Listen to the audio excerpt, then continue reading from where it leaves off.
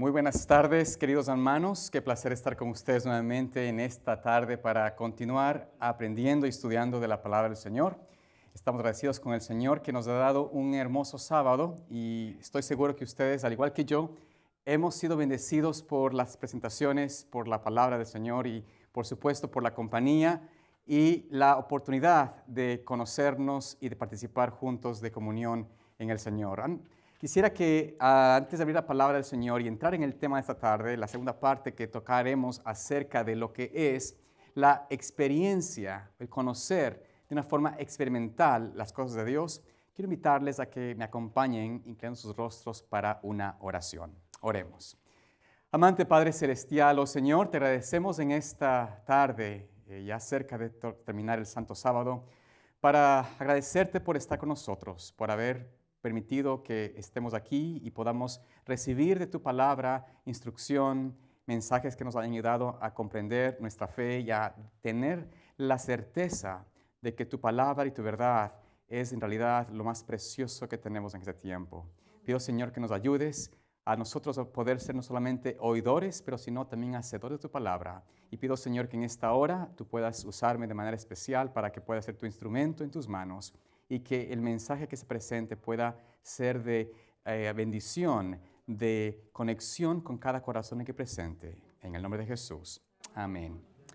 Muy bien, nosotros teníamos en esta mañana, hablamos de la primera parte de la experiencia del pueblo de Dios, de lo que significaba en realidad guardar sus mandamientos. ¿Y qué es lo que nos quedaba?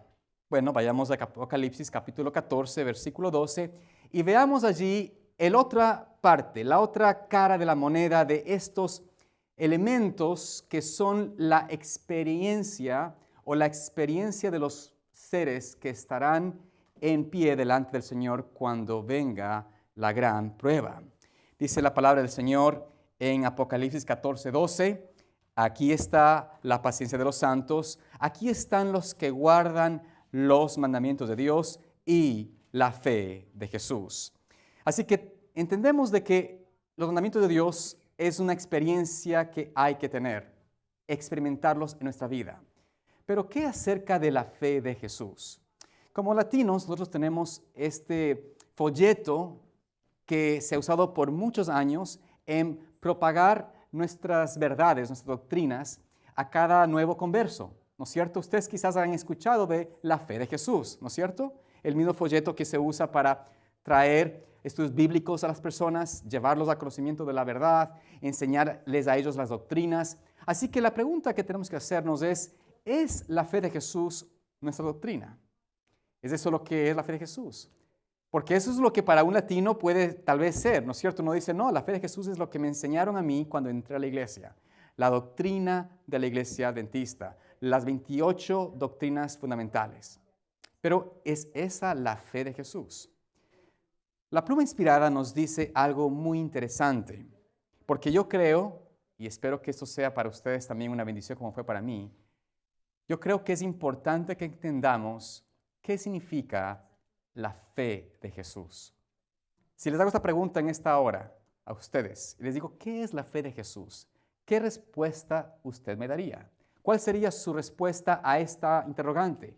Yo entiendo claramente los mandamientos de Dios, que hay que guardarlos, pero ¿qué es esta otra parte de la experiencia de los fieles del Señor en el tiempo del fin que tendrán la fe de Jesús? Bueno, primeramente vamos a ver este aspecto de lo que significa la fe de Jesús y quiero presentarles lo que la pluma inspirada nos dice al respecto. Dice en el libro Mensajes Selectos, tomo 3, la página 195, párrafo 1, lo siguiente. El mensaje del tercer ángel es la proclamación de los mandamientos de Dios y la fe de Cristo Jesús. Noten aquí que la sierva del Señor dice que proclamar el mensaje del tercer ángel es ¿qué cosa? Es proclamar los mandamientos de Dios y ¿qué más? Y la fe de Jesús. Ahora usted dirá, pero ¿acaso no escuchamos al predicador anterior a mi persona que habló del mensaje de los ángeles, el tercer ángel, y se menciona allí la bestia, ¿no es cierto?, la marca de la bestia y el aspecto de lo que sucede cuando aquellos que reciban esa marca no tendrán reposo de día y de noche, sino que recibirán de las plagas de la ira de Dios. Bueno, pero ¿por qué aquí la palabra del Señor dice que el mensaje del tercer ángel es la proclamación de los mandamientos de Dios y la fe de Jesús? Bueno, en realidad es que el mensaje que se va a dar a través de esta proclamación de los mandamientos es un mensaje que va, por supuesto, a apuntar al poder que está en contra del mandamiento de Dios y en contra de la fe de Jesús. Por ende, cuando se presenta en una forma correcta, cabal, el mensaje del tercer ángel, debe incluirse la proclamación de estos dos puntos. Ahora bien, ¿por qué hoy por hoy nos es difícil responder a la pregunta, ¿qué es la fe de Jesús? ¿Puede usted contestarme esto? ¿Puede usted contestarlo a alguien que le pregunte, bueno, ¿qué es la fe de Jesús? ¿Doctrina? Vamos a ver. Noten lo que la Biblia del Señor continúa diciendo. Los mandamientos de Dios han sido proclamados, pero la justicia de Jesús, dándole igual importancia, no ha sido presentada por los adventistas del séptimo día, haciendo que la ley y el evangelio vayan de la mano. No puedo hallar palabras para presentar este tema en toda su plenitud. Noten que ella dice, se han presentado los mensajes del mandamiento de Dios, pero el mensaje de la justicia de Jesús, y aquí en realidad la traducción al español de este pasaje no es exactamente como lo dice en inglés, como lo escribió la Pluma Inspirada. Ella menciona allí, pero la fe de Jesús, dice ella en inglés, no ha sido proclamada de la misma manera. Aquí le añadimos la justicia de Jesús, pero en realidad ella menciona la fe de Jesús. Y luego ella dice de que para describir qué significa la fe de Jesús, no puede hallar suficientes palabras para describir este tema en su toda plenitud. Ahora, noten lo que sigue en la siguiente parte de la cita. Párrafo 2. La fe de Jesús se habla de ella, pero no ha sido entendida. ¿Qué dice ella? Que se ha hablado de esta fe, o de la fe de Jesús, pero no es entendida. ¿Qué cosa constituye la fe de Jesús? Que pertenece al mensaje del tercer ángel. Y aquí ella empieza a tratar de, en las palabras limitadas del ser humano, a describir qué compone la fe de Jesús. Dice ella, Jesús convertido en el ser que lleva nuestros pecados para llegar a ser el Salvador que perdona el pecado.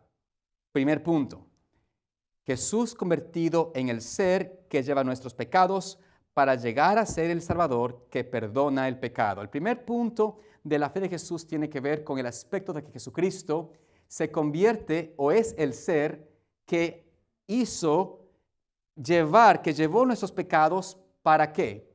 Para ser el sustituto, el que perdona el pecado.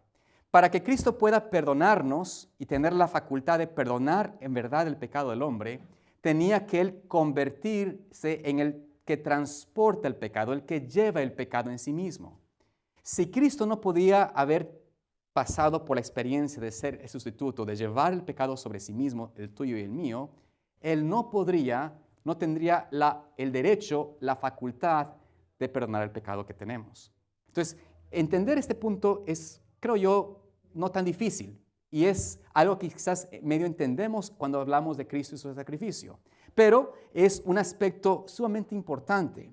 Luego menciona ella, noten ustedes, Él fue tratado como nosotros merecemos ser tratados.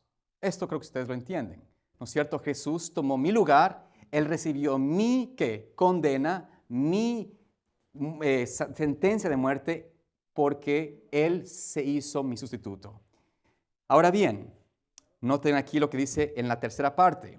Vino a nuestro mundo y llevó nuestros pecados para que nosotros pudiéramos llevar su justicia. Entonces, no solamente es que Él es mi sustituto, no solamente es que Él llevó sobre sí el pecado para poder perdonarme, no solamente significa de que Él tiene o fue el que pagó mi culpa y pagó mi condena, pero también significa que Él vino a quitarme el pecado y darme a cambio del pecado, ¿qué cosa? Su justicia. Así que hasta aquí estamos entendiendo un poquito más la fe de Jesús. Pero finalmente, ella termina con esta frase que es donde yo pienso nosotros no hemos realmente comprendido. Dice, y la fe en la capacidad de Cristo para salvarnos en forma amplia, completa y total es la fe de Jesús. ¿Qué es ella aquí? Que la fe de Jesús es ¿qué? La capacidad de ¿qué? De Cristo, de Jesús, ¿de qué? De salvarnos en forma amplia, completa y ¿qué? Total. Ahora bien, tres elementos que uno diría a simple vista, en una forma superficial, son redundantes o son similares. O dirías, bueno, está simplemente siendo muy elocuente y quiere sonar diciendo lo mismo de tres maneras diferentes. Pero en realidad no es esto. Hay que comprender qué significa esto de que en forma amplia, completa y total. Así que para poder entender este concepto, vamos nosotros a escuchar de quién es el autor de la fe. ¿Quién es el autor de la fe? ¿Qué nos dice la palabra de Dios acerca de Jesucristo? El autor y consumador de la fe, Jesucristo. Él es el que realmente va a definirnos lo que significa la fe de Jesús. Y vamos a verlo, al igual que los tres elementos que la pluma inspirada menciona, lo que significa tener una forma amplia, completa y total, vamos a ver que Cristo presenta tres elementos que van conectados de una forma directa a estas tres experiencias. Vamos a ver cómo esto se conecta. Cristo menciona y va a mencionarnos cómo Él tuvo una fe que es la fe de Jesús. ¿Cómo podemos nosotros entender esto para que sea una experiencia personal, una experiencia vivida en nosotros? En el libro de Juan, capítulo 5, versículo 19, notamos allí cómo Cristo presenta en su discurso, en su forma de expresar, algo que, sin lugar a duda, nos deja a entender qué es el primer aspecto de su fe, de la fe de Cristo. Dice en el capítulo 5, versículo 19 de Juan, dice allí la palabra del Señor. Respondió entonces Jesús y díjoles, de cierto os digo, ¿qué? ¿Qué le dijo él? No puede el Hijo hacer nada de sí mismo, sino lo que viere hacer al Padre, porque todo lo que Él hace, esto también hace el Hijo juntamente. El primer aspecto de Cristo, cuando le preguntaron, ¿no es cierto? Le decían, bueno, ¿y tú de quién obras? ¿De qué haces? Él dice, yo de mí mismo no hago nada. No puedo hacer nada. Pero noten la palabra que usa Jesús aquí. Pero, sino lo que, ¿qué? Lo que viere hacer al Padre, eso hago. Ahora, yo les hago una pregunta. Jesús tenía, aquí en la tierra, ¿Él tenía una identidad secreta, como la tienen los superhéroes? O sea, que se pone sus lentes y, ¿no es cierto?, y es hombre y de repente saca los lentes y es Superman, ¿no es cierto?, y puede ver con rayos X las cosas. Es así como Jesús funcionaba, que decía, bueno, voy a poner los lentes de mi Padre, ahora veo las cosas como ve mi Padre, me quito y veo como ser humano. Esa es la manera como Jesús obraba. ¿Tenía una visión especial superior a la nuestra? No, por supuesto que no. Él tenía nuestra naturaleza. Vino conforme a nuestra imagen, a semejanza, en nuestra condición de naturaleza post-caída. Esto es algo que la Biblia nos presenta claramente. Ahora, ¿cómo es que el Señor, cómo Jesucristo podía ver las cosas a través de los ojos del Padre? ¿Cómo es que Él veía esto? ¿Acaso Él miraba arriba y de repente se le abría el cielo? ¿Podía decir, mi Padre mira esto de esa forma? Por supuesto que no. La manera como el Señor tenía la posibilidad, la manera de poder mirar, de poder tener discernimiento, poder mirar más allá de lo que el ser humano puede mirar, más allá de lo que nosotros con nuestros ojos podemos contemplar, de lo que percibimos con nuestra vista, con nuestro sentido, era porque Él había sometido su voluntad a no dejarse llevar por el impulso natural, por la apariencia del hombre, sino ya sea esperar al Padre, a esperar a la palabra de Dios, que lo que el Padre comunicaba, le respondía, le hablaba a través del Espíritu Santo, para poder entonces decidir qué hacer. Cada día Él pasaba en comunión con el Padre, orando al Señor, y en la comunión y de oración, Él recibía la instrucción, la respuesta, lo que debía hacer para su día.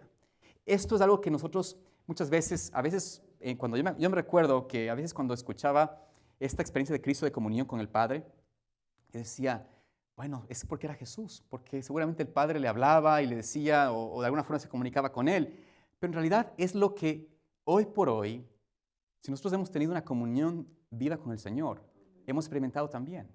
¿Acaso usted no ha escuchado la voz de Dios hablar a su corazón? ¿No ha escuchado su impresión cuando usted está estudiando su palabra y algo viene a su mente y es la palabra del Espíritu Santo que le impresiona un pensamiento, le impresiona un concepto, le da la vislumbre de algo nuevo? Esta es la experiencia de Cristo y por eso es que Cristo todos los días, no es que Él tenía un solo día a la semana para ir a hablar con su Padre, todos los días pasaba tiempo en comunión con su Padre, dedicaba un tiempo en oración para poder conocer cómo Él de ese día podía mirar con los ojos del Padre. Y por eso Él dice, yo, como me limito a no hacer mi voluntad, como yo no quiero confiar en mis propios ojos, en mis propias inclinaciones o lo que estoy viendo con mis propios sentidos, yo tengo que esperar en que mi Padre me revele. Y no me atrevo a hacer un plan, ni siquiera a aventurar en una decisión sin primero ver lo que mi Padre quiere que yo mire. Ahora, ¿qué más dijo Cristo? Vayamos al segundo punto. Y vamos a ver esto de una forma práctica, no solamente es una teoría. Vamos a capítulo 5, nuevamente, versículo 30 de Juan, y notamos allí que dice la palabra de Dios, Cristo en realidad hablando, presenta allí Jesucristo lo siguiente. Vuelve Jesús a decir esto, no puedo yo de mí mismo hacer ¿qué? Nada. ¿Cómo qué? ¿Cómo dice él ahí? ¿Cómo qué? Como oigo, como escucho, ¿no es cierto? Como oigo, juzgo. Y mi juicio es justo porque no busco mi voluntad, mas la voluntad del que me envió del Padre. Esta palabra juzgo es la palabra que se usa para decir, es la palabra como yo pienso, como yo considero, como yo actúo en acción, como yo pienso, como yo puedo decidir qué pensar. Es decir, Jesús dice, yo no puedo pensar en mi propio criterio, mi propia imaginación, mi propia ideología. Yo me limito a escuchar, noten, a escuchar a mi Padre, a escuchar su palabra para entonces yo definir mi pensamiento. Es decir, Él no decía, hoy me da la gana de ir a la fiesta de Caná, voy a ir para allá a tomarme con mi familia una boda. No, el Jesucristo había aprendido a escuchar la voz de Dios y ver su palabra y escuchar qué es lo que Dios le respondía para poder entonces tener un criterio personal, formar un pensamiento y una acción. Por eso Cristo dice, yo no busco mi voluntad, de mí mismo no hago nada, más busco y hago la voluntad que me envió del Padre. Y finalmente, vamos a Juan 12:49. Veamos allí el tercer aspecto de cómo Jesucristo experimentaba su vida. Dice allí en Juan 12:49, porque yo no he hablado de mí mismo, mas el Padre que me envió, Él me dio mandamiento de lo que he de decir y de lo que he de hablar. Así que Jesús presenta aquí que Él no se atrevió ni siquiera a hablar de su propia opinión. Se limitó a hablar lo que el Padre le había revelado, lo que el Padre le comunicaba y lo que el Padre había dejado en su palabra. ¿Cómo eso se convierte en una experiencia de salvación total, amplia y completa? ¿Cómo es que se convierte esto en esa experiencia? Vamos a ver cómo Jesús tuvo una experiencia de salvación. Porque ¿qué es la salvación en realidad? ¿Qué es la palabra salvación? Para nosotros la salvación es, en nuestra opinión, es, por ejemplo, yo estoy perdido, estoy en una condición de ser, no tengo rumbo, no tengo dirección, y alguien me salva de esa condición y me rescata. Es como un rescate. Y es un aspecto que para el hombre, para nosotros, es muy real. Pero la palabra salvación también tiene que ver con la experiencia de tener victoria. Es decir, poder ser, porque imagínense ustedes, si es que yo te saco de estás en un barco y te caes al mar y te levanto te mando una boya, ¿no es cierto? Una boya para que te cojas de la boya y te levanto de la boya y te salgo del barco y te traigo al barco, pero el barco se hunde, ¿a la final te salvé en alguna forma? No, ¿no es cierto que no? O sea, si es que no te salvo y te pongo en un lugar seguro y no tienes una experiencia diferente, estaría no salvándote de nada. Y hay gente que piensa que la salvación es, oh sí, Jesús me salva, me saca del pecado, pero me deja en vez de un mar abierto, me deja en un río para estar en el pecado. O sea, es como que dicen, cambié el mar del pecado por un río de pecado. Eso no es sentido. Salvarnos significa no solamente salvarnos del agua, del peligro, del mal, pero sacarnos de una experiencia donde existe victoria, donde no existe la misma aspecto de vida que tenía cuando estaba perdido. Eso es el concepto completo de salvación. Entonces, cuando vemos nosotros que Jesús tuvo fe y Él experimentó en su propia vida este aspecto de salvación y de victoria. Vayamos al libro de Mateo, capítulo 4, versículo 3, y noten ustedes allí algo interesante. Capítulo 4 de Mateo. Esta parte ustedes conocen porque seguramente lo han leído varias veces, y es donde Cristo es llevado por el Espíritu, de acuerdo al versículo 1 del capítulo 4 de Mateo, y es llevado ¿a dónde? ¿A dónde fue llevado el Señor? ¿A dónde? Al desierto. ¿Alguno de ustedes vive en el desierto, de paso, por aquí? ¿No?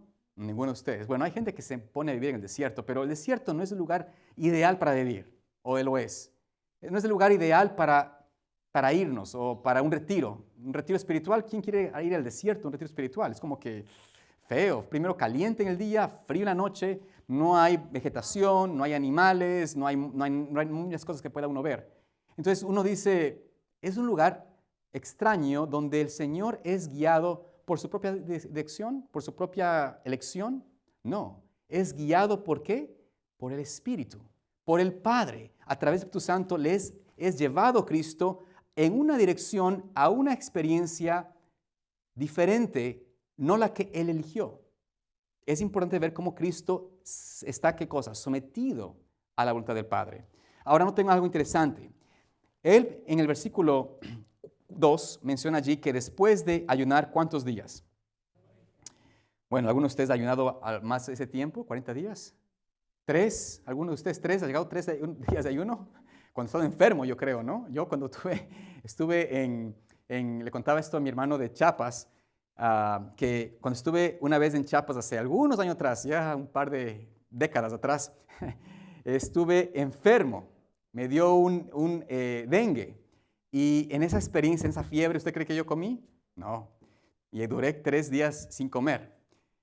Eso es la extensión de mi ayuno que puedo haber tenido en mi vida, ¿no? Tal vez un día de ayuno por aquí, por acá, pero nada así, digamos, más allá de 3 días, como le digo, por enfermedad. Pero por elección propia, decidir ayunar por 3 días, bueno, es algo que he escuchado a gente que lo hace y los admiro. Pero Cristo no hace esto, hace un ayuno de 40 días.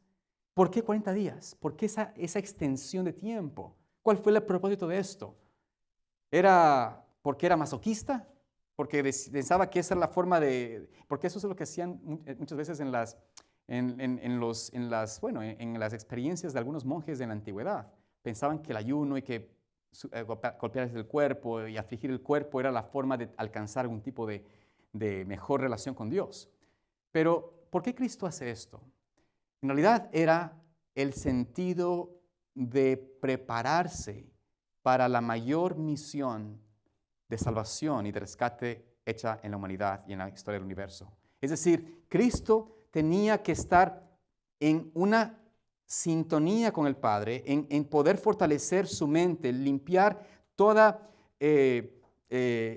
vislumbre de lo terrenal para poder tener la misión clara en su mente y saber cuál es el propósito de su vida. Poder estar en esta preparación para entrar en el ministerio y dar no solamente la verdad, el predicar la palabra, pero fundamentalmente convertirse en cordero por nosotros, en ser inmolado por nosotros.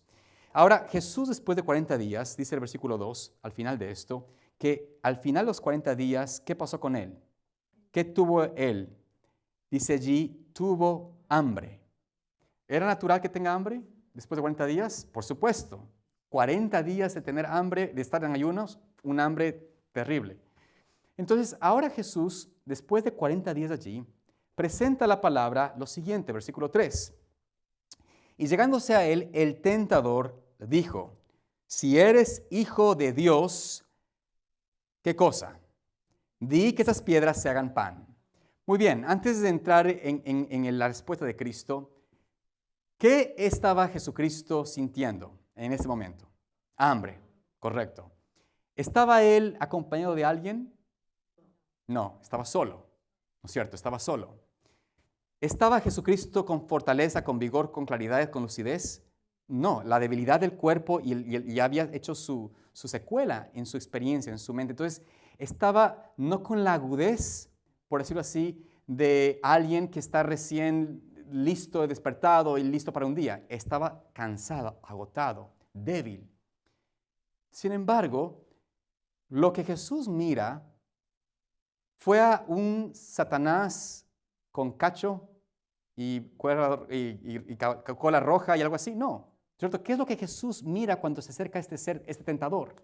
Como dice la palabra de Dios, él, Satanás, no se engañen, no se puede aparecer como ángel de luz. Y la pluma inspirada nos dice claramente que quien viene a Jesús es Satanás, pero se presenta como un emisario del Padre. Se presenta como el ángel de Dios enviado para decirle a Jesús, mira, tu Padre dice que pares del ayuno y que comas. Si eres hijo de Dios, haz que las piedras se conviertan en pan. Si Jesucristo hubiese estado mirando las cosas con los ojos humanos, con los ojos carnales nuestros, ¿qué hubiese visto? Un ángel de luz. Un ángel de luz que viene a salvarle, a decirle que ya el ayuno es suficiente, párese y haga ahora otra obra. Coma y haga los panes en piedra. O la piedra en panes, quiero decir. Entonces, ¿qué sucede allí? Cristo, ¿no es cierto?, había aprendido o estaba en la experiencia de no dejarse llevar o guiar por su vista, por lo que miraba, por lo que contemplaba con sus ojos. Como dijo la palabra, ¿no es cierto? Él dice, yo no, lo que veo, lo veo a través de lo que el Padre me ve. Y Cristo hace una pausa y escucha a este ángel que se presenta como ángel de luz, y cuando él entonces escucha sus palabras, también discierne en sus palabras la pequeña semilla de duda. Si eres hijo de Dios. Él escucha ahora como escucha el Padre las cosas. Escucha a través de los oídos en conexión al Padre. Y él entonces puede en ese momento no se limita o no se deja llevar por sus propios argumentos, sus propias palabras, sino que responde al enemigo. ¿De qué manera? ¿Cómo responde Cristo? Vayamos a ver el versículo 4. Mas él respondiendo dijo, escrito está, no con solo el pan vivirá el hombre, mas con toda palabra que sale de la boca de Dios. Es decir, notamos aquí que Cristo mira con los ojos del Padre, escucha con los oídos de la palabra de Dios, del Padre, y también habla, no sus propias palabras, pero las palabras de Dios, las palabras de su Padre. Esta es la forma como él entonces puede responder y tener victoria sobre esta tentación. Es decir, no se dejó llevar por lo que veía, a pesar de que estaba en un desierto y estaba solo y se sentía, estaba apartado de todo el mundo y estaba delante de él un ángel de luz. No se dejó llevar por esa vislumbre, no se dejó llevar por los oídos de la soledad, de la depresión, del estar solo, de no tener el acompañamiento de nadie. Se dejó llevar únicamente por la palabra de Dios, y cuando pudo discernir que este hombre, este ser que se presentaba como ángel de luz, como un ángel santo y un ángel de Dios, pudo discernir que este no era sino el enemigo de las almas, Satanás mismo. Y por eso se limita a responder: no solo de pan vive el hombre, escrito está. Esta es la manera como él responde a esta tentación. ¿Y cuál es el resultado de esta tentación? Cristo tiene ¿qué? Victoria. Alcanza la victoria, alcanza la experiencia de tener y lograr el resultado, el beneficio de esa comunión con el Padre. Tener una experiencia personal donde Cristo 1, Satanás 0. Vamos al siguiente. Pero antes de ir al siguiente, bueno, vamos al siguiente para que vayamos. En la segunda tentación, gracias, en el versículo 5, notamos allí la palabra de Dios que nos dice lo siguiente, versículos 5 y 6. Entonces el diablo, ¿qué hace el diablo? Lo lleva a la santa ciudad y le pone sobre las almenas del templo, es decir, en la cúspide del templo, en la parte más alta del templo, lo lleva allí y le dice: si eres hijo de Dios, échate abajo, que escrito está: a sus ángeles mandará por ti y te alcanzarán en las manos para que nunca tropieces con tu pie en piedra. Satanás ahora dice: ok, me habló con la palabra de Dios, voy a usar la palabra de Dios para tratar de llevarle a él a caer en el pecado de la presunción, a tratar de llevarle a él a un pecado de creer equivocadamente o confiar equivocadamente en las promesas de Dios, y usa un término de la palabra de Dios que no estaba totalmente correcto. Pero primeramente les lleva a un lugar, noten ustedes que los lleva a la cúspide del templo, donde en realidad en la ideología hebrea había la idea de que el Mesías se presentaría allí y de allí él descendería hacia abajo, ahí en el templo, y sería entonces reconocido como el Mesías. Aquí Satanás estaba apelando a Cristo a algo por el amor de Cristo al ser humano. Le dice: mira, te llevo aquí, estás aquí, imagínense ustedes, está ahí Jesús con el Satanás encima en la cúspide del templo, mirando abajo el sacrificio, mirando abajo la gente, y Satanás le dice: mira, preséntate, bájate allá, baja de aquí allá, preséntate a los sacerdotes, diles que eres el Mesías, cumple su profecía, su ideología, su concepto de que venía el Mesías por aquí, y recuerda que el Señor dice en su palabra que no hará, que tus ángeles serán enviados para que no caiga tu pie o no tropiece tu pie con piedra. Aquí Satanás le da a Cristo una propuesta de ser el emisario de Dios, ser el Mesías prometido y de alguna forma adelantar su misión, pero bajo promesas falsas, bajo una falsa premisa. ¿En qué sentido? ¿Estaba Cristo supuesto a cumplir una ideología que no era ni siquiera bíblica? ¿Debía dejarse Cristo llevar por la tradición, por la enseñanza de los rabinos que decían que el Mesías aparecería allí y bajaría? Por supuesto que no. Él venía únicamente a cumplir la voluntad de la palabra de Dios y del Padre, la voluntad que estaba escrita en la forma como Él tenía que ser presentado como el Mesías, como un varón de los dolores, como un hombre llevado al quebranto, un hombre que venía a sanar las heridas, a llevar a las personas al conocimiento de la palabra de Dios, a proclamar las buenas nuevas de arrepentimiento. Entonces, Cristo aquí presenta, o mejor dicho, si no estaba Él atento a la palabra de su Padre, al conocimiento de las Escrituras, al entendimiento de lo que Él debía hacer y no hacer, hubiese sido para Él muy fácil decir: bueno, me presento como Mesías y Sí, confiamos en la palabra de Dios. Yo puedo bajar, descender y llegar abajo y estar allí delante de ellos. Pero Él no se deja llevar nuevamente por sus propias humanas percepciones, por lo que Él podía percibir o mirar en su propia capacidad. Él aquí, ¿qué hace? Él decide hacer una pausa y nuevamente voy a poner atención primero a lo que mi Padre me ha revelado, a lo que mi Padre me ha dicho, a lo que mi Padre me ha hablado. Y cuando Él escucha la palabra de Satanás hablando de una forma tergiversada de la Escritura, Cristo dice, ok, esto no es de Dios. Es más, ¿cómo responde Cristo? Él puede discernir por medio de lo que ha llenado su mente, de su experiencia, de su conocimiento de la palabra de Dios, puede discernir que esta tentación es una tentación en realidad a Dios.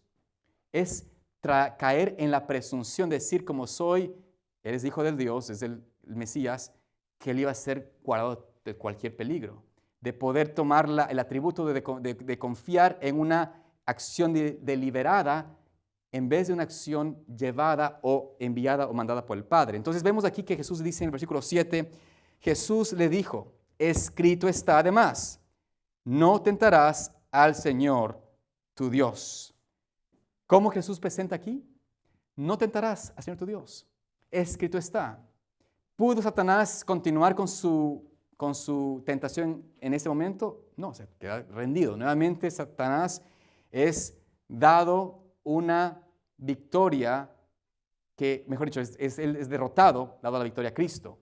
Así que notamos entonces que Cristo presenta nuevamente que Él no actúa en base a lo que él ve, no actúa en base a lo que Él escucha, sino que Él mira a través de lo que el Padre ha revelado, escucha lo que el Padre ha hablado y puede discernir cuando la palabra de Dios es usada de una forma incorrecta y responde no con sus palabras, sino con escrito está. Alcanza una nueva victoria. Finalmente, la tercera tentación de Cristo. Actuó Cristo diferente en esta. Vamos al versículo 8 y 9. Otra vez, le dice el versículo 8 y 9, otra vez le pasa el diablo a un monte muy alto y le muestra todos los reinos del mundo y su gloria y le dice, todo esto te daré si postrado, ¿qué? Me adorares. Aquí nuevamente le presenta ahora un panorama. Le lleva a la montaña alta y le presenta todos los mundos, todos los reinos, los imperios, los monarcas. Y él dice, mira lo que te estoy mostrando. Mira lo que tus ojos miran. Los mejores palacios, los mejores ejércitos del mundo, ¿no es cierto? Quizás la pompa, la honra, la gloria de todos los imperios del mundo. Y le dice, todo eso te voy a dar. Todos los seres humanos, toda la tierra te voy a dar. Es más, puedo arrepentirme de la rebelión. Es decir, les voy a dejar de ser rebelión contra ti. Voy a dejar que te lleves todo el mundo. Así que lo que viniste a salvar es tuyo. Solamente reconóceme a mí como digno de adoración. Reconóceme que no estaba equivocado cuando yo decidí o yo deseaba tener adoración también. Yo te doy el mundo entero, todos los seres humanos. ¿Quieres que caigan contigo, que sean salvados? Bueno, te los entrego. Es más, no les voy a tentar más. Solamente tú reconóceme a mí como alguien digno de adoración. ¿Cristo se dejó llevar por lo que miró? No.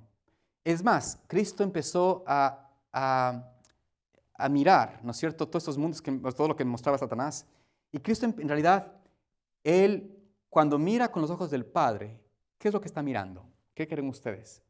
¿Qué es lo que el Padre miraría cuando Satanás presenta este mundo como suyo? Primero se da cuenta de que Satanás es un ladrón, un usurpador. Que Satanás no es el dueño de este planeta. Que él usurpó, tomó de Dios lo que no le pertenecía. Y puede percibir de que este ser, que en el cielo mismo, en la presencia del Padre, en la presencia de los ángeles, de las huestes celestiales, que escogió buscar la alabanza, la honra que le pertenecía a Dios, este ser es el mismo ser, es la misma persona, y que su deseo de exaltación, de egoísmo, de adoración, es lo que le lleva a él a prometer algo que ni siquiera es suyo para dar. Así que Cristo nuevamente no escucha y no mira con sus ojos humanos, no mira con lo que está mirando, pero en realidad Cristo ahora dice a Satanás, versículo 10. Miren cómo dice aquí, por primera vez Jesús le dice por su nombre. Le dice, vete, Satanás, que escrito está, al Señor tu Dios adorarás y Él solo servirás. ¿Qué es lo que dice aquí la palabra de Dios? ¿Qué es lo que dijo Cristo a Satanás? Vete, Satanás, tú no tienes cabida en este ser, en mi persona. Yo no voy a adorar a nadie. No puedo entregar la adoración que es únicamente reservada para Dios, para quien es el Creador. Es decir, Cristo mismo le está declarando a él que el único que debería adorar o recibir adoración es él y el Padre, la deidad. Satanás debería postrarse a los pies de Cristo en reconocimiento a su rol como creador. Pero Cristo no entra en esta experiencia de dialogar con él. Simplemente le dice, mira, el único que merece la adoración es Dios. El único que merece la adoración es Dios. Y por ende, con esa decisión, le dice, vete, Satanás. Dice la palabra de Dios que el diablo lo dejó. No pudo más Satanás personalmente venir a atacar a Jesús en el sentido de tentarlo de esa forma. Después sabemos que la última vez o la siguiente vez que Satanás tienta a Jesús de una forma directa es en el Getsemaní. Antes, mientras estuvo allí en su ministerio, Jesús dijo de él, Satanás viene a mí y no haya en mí nada de él. O sea, no hay nada en mí que él pueda usar. ¿Por qué? Porque tenía sumisión absoluta al Padre, sumisión absoluta a su Padre. Y por ende, en esa decisión, en esa relación, él podía tener victoria. Ahora bien, ¿cómo es esto? Es una forma que nosotros podemos ahora aplicarlo a nuestra vida. Porque entendemos que Jesús experimentó esta experiencia y pudo, por ojos no humanos, no en sus sentidos, no en sus palabras, pero a través de la fe que tenía en la palabra de Dios, podía mirar las cosas de Dios. En la fe que tenía en la palabra de Dios, podía escuchar la voz de Dios y podía entonces responder y hablar por fe en la palabra de Dios. La palabra en sí misma, si usted, por ejemplo, dice, bueno, yo voy a repetir a alguien, por ejemplo, alguien que tiene algún problema de salud, y voy a decirle, hoy en el nombre de Jesucristo te sanas, ¿usted cree que se va a sanar la persona? No sé, o sea, ¿por qué? Porque no hay fe. Puedo repetir la frase, pero no existe fe. No existe, los discípulos intentaron, ¿se acuerdan ustedes cuando intentaron sanar a una persona que estaba endemoniada y no podían? Dijeron, Señor, pero falló, ¿por qué falló? ¿Aquí estamos usando las palabras malas? No, el problema es que ya no tenían fe, no existía fe. Cristo, cuando habló, no habló la palabra simplemente por repetir la frase, habló la palabra en fe. Por fe Él miraba a través de la lupa, de la óptica divina. Por la fe Él escuchaba la voz de su Padre.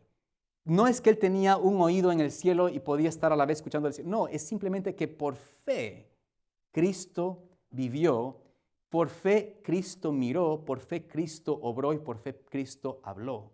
Y es en base a esa fe que el Señor tuvo victoria. Cuando hablamos nosotros, por ejemplo, de cómo Jesús les habló a los discípulos, veían las obras de Cristo, y Cristo les decía, si ustedes tuviesen fe, estas y mayores obras harían. Pero ¿cuál es el problema?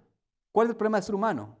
Que no tenemos lo que realmente significa la fe de Jesús. No entendemos que es una fe que no solamente es para decir y tener un credo, pero es una experiencia experimental de saber de que esta fe nos puede salvar amplia, completa y totalmente. Esta experiencia de poder tener la victoria para no ser llevados a la tentación y caer en la tentación y ser llevados por lo que miramos y ponernos en temor y aprensión porque sentimos temor o miedo o nos sentimos que vamos a desfallar. podemos tener la certeza de que en medio de la experiencia o de la tempestad o la tentación, por fe, hay una salida a nuestro alcance, a través de la palabra de Dios, a través de la comunión de Dios, a través de lo que el Señor quiere que miremos.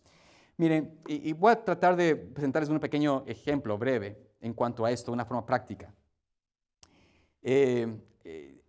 Ustedes alguna vez, ¿no es cierto?, sabemos de que el Señor Jesús tuvo la primera tentación en base a su necesidad básica de alimentarse.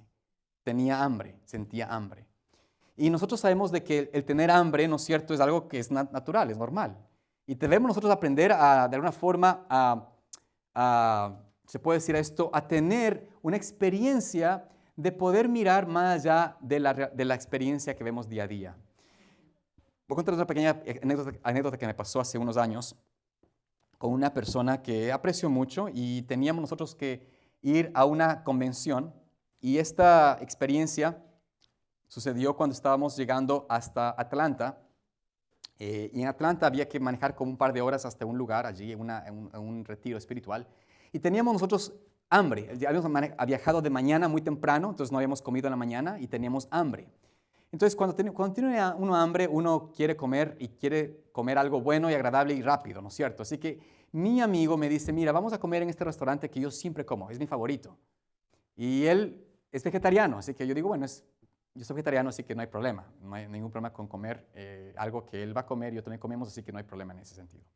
Bueno, resulta que cuando entramos al restaurante, yo había comido en ese restaurante una vez en mi vida, antes. Había amigos de mi universidad que les encantaba ese lugar y una vez me llevaron allí, pero a mí no me gustó mucho porque era comida muy grasosa en mi punto de vista, ¿ya? Mucha grasa, comida del sur, sureña, es americana, que le pone mucha mantequilla y cosas por el estilo. Entonces yo no tenía mucho deseo de comer eso, prefería comida latina, un arrocito, algo así, pero bueno, era el momento de comer algo, así que él quería llevarme a ese lugar, así que fuimos, ¿no? Cuando él empieza a ordenar, yo le hago la pregunta, le digo, oye, mira, nunca he preguntado aquí antes, pero ¿será que aquí se puede comer la comida? Dice, oh, sí, yo como todo el tiempo aquí. Dije, ¿estás seguro que no tiene algo que es prohibido, que no debe ser algo que debemos ingerir? Él me dice, ¿cómo qué? Le digo, bueno, no sé, yo siempre he pensado de que la gente aquí en el sur usa mucho el cerdo y usa mucho lo que es la manteca de cerdo. Entonces me dice, no, yo ya he preguntado y nunca me dan, y digamos, me dice que no tiene nada. Dije, bueno, está bien. Así asumí, ¿no? Está bien, bueno, dice que no tiene nada. Entonces, resulta que después que empieza a pedir que quiero papitas, que no sé qué, que no me acuerdo qué más, eran un par de cosas que pidió él. Y yo la verdad les digo que algo, no sé, bueno, esta parte no había mencionado antes, pero antes de ir a este retiro, yo estaba pidiendo al Señor que me ayude en mi propia experiencia, a aprender a tener mayor victoria en mi propia vida. Y de alguna forma en mi mente estaba este pensamiento de honrar a Dios en todo lo que hago, en todo lo que ingiero, en lo que consumo, en mi experiencia. Algo sencillo, una cuestión pequeña. Pero cuando estaba entonces allí, no sé, cuando llegó la señora a traer el primer plato a la mesa, yo todavía no he pedido porque no sabía qué pedir, estaba como, nada me parecía apetitoso, ¿no? El hombre estaba ya feliz porque vino la papa y no sé qué, y empezaba a comer. Entonces yo le digo a la señora, mire, perdón la molestia, pero ¿esta comida no tiene manteca de cerdo? Ella me dice, al primero dice, no creo. Le digo, ¿estás segura? ¿Puede preguntarle al cocinero? Entonces, yo les digo, o sea, ¿por qué estaba pidiendo esto? ¿Por qué? No sé por qué Dios me hablaba en ese momento, pregunta. Bueno, y el amigo me dice, oye, pero qué fanático, qué no exagerado, estás pidiendo información de que por qué estás comiendo cerdo, o sea, ya te dijo que no, como que acepta la realidad.